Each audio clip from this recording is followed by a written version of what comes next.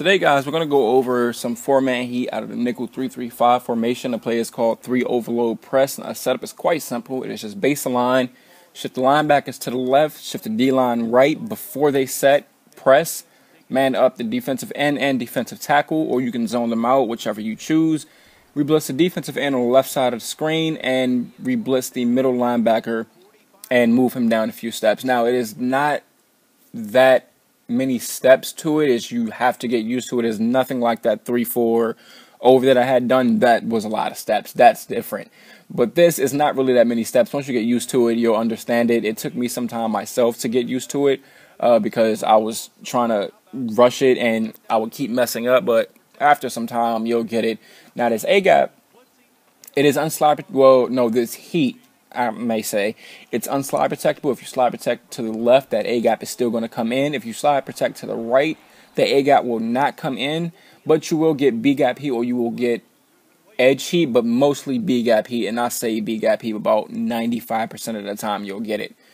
This is not an every down blitz, unfortunately, because we're sending, 2 linebackers and a nickelback. We're not just sending our defensive line, unfortunately.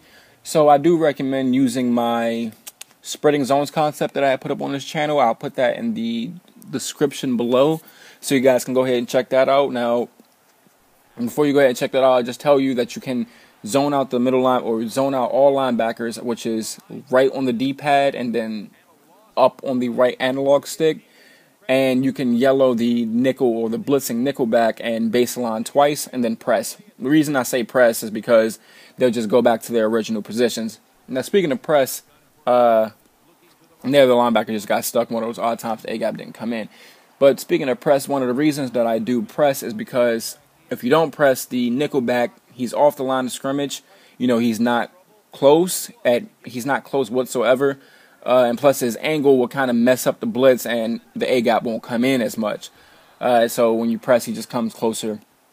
Basically guarantees the blitz to come in more than it would if you didn't press.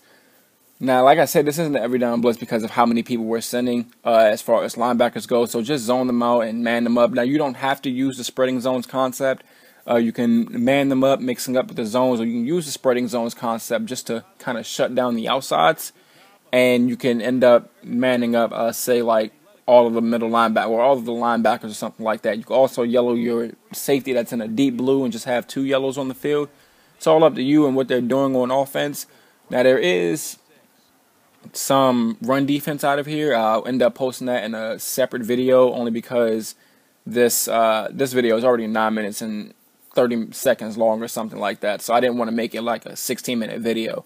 And for each, pistol formation, I want to say there's a different setup for each pistol formation almost. It's only a couple of them where it's the same setup for run defense for the strong powers and the counters. But it's not too hard to do. It's basically the same setup, but you will get that in a separate video. It's also 0-1 trap defense, which is pretty easy.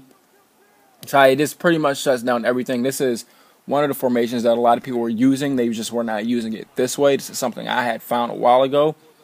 I just never posted it because I didn't feel like it. I didn't want to. But we do have a KC guide whose core is pretty much around the nickel 3-3-5 and the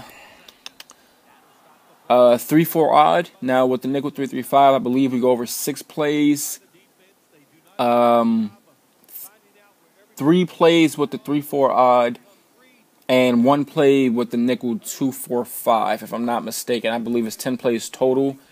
If I'm not, pretty sure I'm right. Now the nickel 3-3-5, the way that it is in a guide, I would say that it's better than this. And here we're going to go over the dogs all go. And before I go over to that, our nickel 3-3-5, it's pretty much the same setup.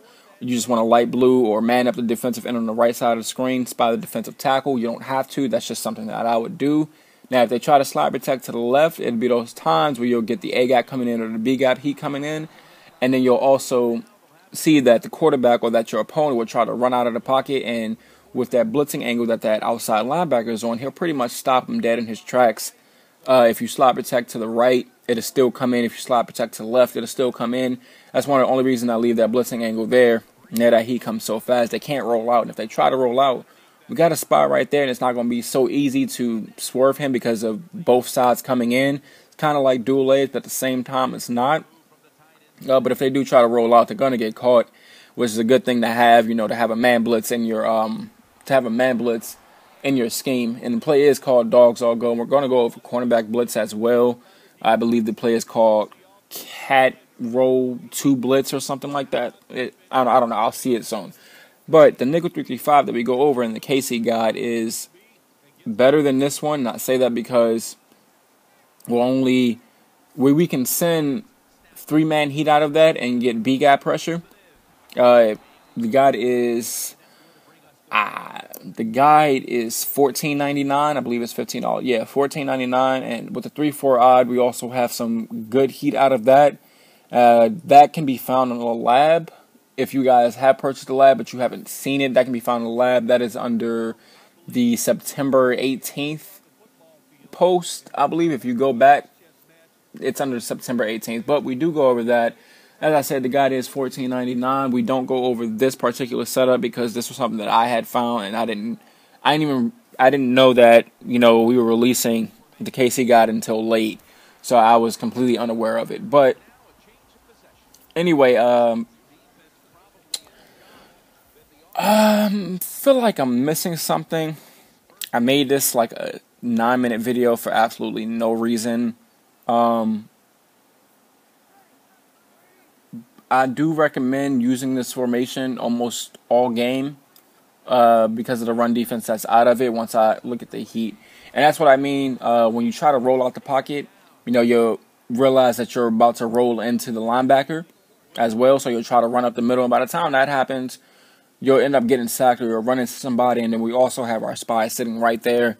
You don't have to use the Texans. I just use the Texans because of how fast they are on defense. And J.J. Watt and Clowney, just sending them off the edges, it's a lot. Now, one of the things, or it's really fast. Now, one of the things I do recommend is using a team with great outside linebackers or decent speedy outside linebackers or athletic ones and a good D-line. See, like with the Texans, what I would do is I would put Watt on at the defensive tackle spot where Pickett is, the guy where we spy right there. You can also put the outside linebacker in the purple. It's all up to you, or deep blue, and move him back a few steps.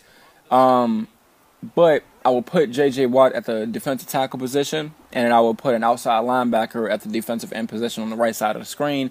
This way, when I man somebody up, they can kind of keep up with them, you know, so they're just not completely left behind. They can actually make a difference with it. Now, the blitz we're going to go over is called Cat Blitz 2 Roll. The setup is the same. You just want it all to look the same. You can do whatever you want with that blitzing outside linebacker. Man them up. You don't have to crash the D-line down. You can just leave them how they are, and we'll get the right edge pressure from the cornerback on the right side of the screen. You can put a fast corner over there if you want to. Now you can either spy the defensive tackle, deep blue him, whatever you want to do. Just make sure that you have at least 3 players blitzing.